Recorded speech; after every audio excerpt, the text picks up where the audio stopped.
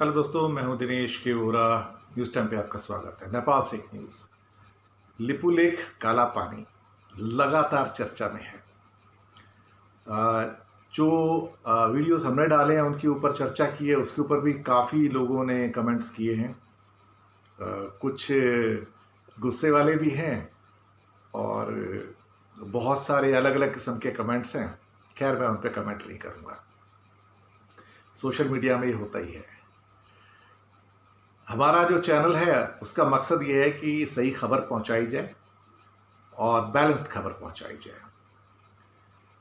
आज इसी इशू के ऊपर मनीषा कोइराला, जो फेमस एक्ट्रेस हैं, उनका एक ट्वीट आ गया।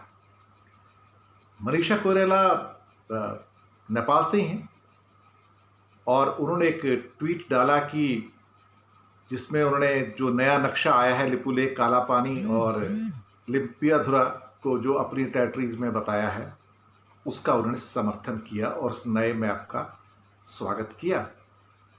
और उसके साथ एक चीज और लिखी कि thank you for keeping the dignity of our small nation. We are all looking forward for a peaceful and respectful dialogue between all three great nations. अब यहाँ पे तीसरा नेशन चाइना आ गया बीच में। तो कुछ इंडियन टीवी न्यूज चैनल्स के ऊपर उनके ऊपर कुछ प्रोग्राम्स भी आए,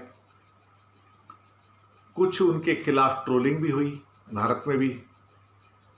और एक चैनल ने यहां तक कह दिया कि खाएंगे इंडिया का और गाएंगे चाइना का।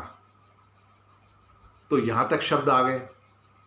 नेपाल के सोशल मीडिया में भी इस बात की काफ़ी चर्चा रही, लेकिन कहीं ना कहीं मनीषा कोइराला की उस मामले में काफ़ी तारीफ हुई। नेपाल के पॉलिटिशियंस और बाकी जो इन्फ्लुएंस करने वाले पे लोग हैं, तो उन्होंने कहा कि जो मनीषा कोइराला ने कहा वो बिल्कुल ठीक बात कही। और जब बहुत सारे उस पर चीज़ें आई तो मनीषा को ट्रोल भी किया गया। हालांकि मनीषा कोइराला ने उनका कोई जवाब नहीं दिया, ऐसा कहा जा रहा है। दरअसल ये मामला कुछ ठंडा होता हुआ नजर नहीं आ रहा है। कोशिश हो रही है कि भारत और नेपाल मिलकर इसको सुलझा लें, लेकिन जो काउंटर स्टेटमेंट्स आ रहे हैं दोनों साइड से, वो मामले को शायद सुलझाने की दिशा में आगे नहीं ले जा रहे हैं। भारत ने जो चीन का जो एक कमेंट आया है मैप बनाने पे, उस पर विरोध किया है। चीन ने भारत का विरोध किया है और कुछ आवाज़ें ऐसी उठी कि नेपाल में कुछ घटनाएं जो घट रही हैं शायद चीन के कहने पे घट रही हैं, चाइना के कहने पे।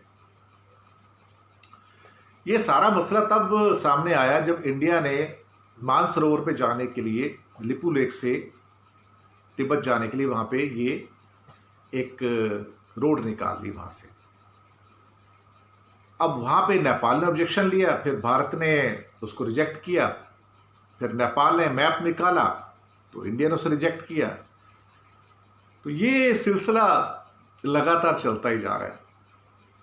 लेकिन अभी गर्मा गर्मी का माहौल है, तो हम आज भी समझेंगे वी आर रेस्पॉन्सिबल चैनल। हम लोग कभी भी ऐसी बात नहीं करते जिससे कि चीज़ें प्रोवोक की जाए।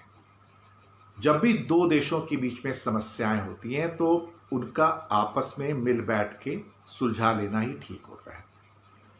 वैसे भी नेपाल को और भूटान को भारत में विशेष सुविधाएं तो मिली हुई हैं। उनके सिटीजन्स इंडिया में ओपनली आ सकते हैं बिना पासपोर्ट के, वीज़ा के।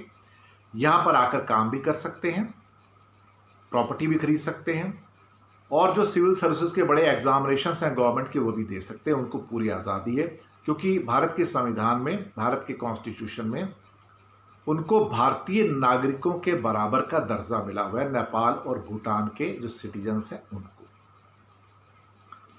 और आपस में भारत और नेपाल के संबंध भी अच्छे हैं, बिजनेस रिलेशन भी हैं, रोज़ का आना जाना है, उठना बैठना है। रोज़ भारत से हज़ारों चीज़ें नेपाल जाती हैं, वहाँ से यहाँ भी आती हैं। वहाँ के लोग यहाँ रोज़गार के लिए आते हैं, यहाँ के लोग वहाँ भी बिजनेस और थोड़े रोज़गार को जाते हैं।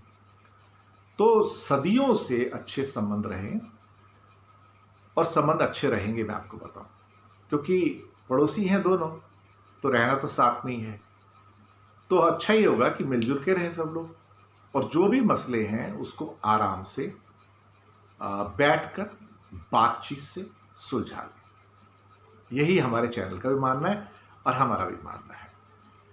तो शुक्रिया आपका हमारे साथ बने रहने के लिए।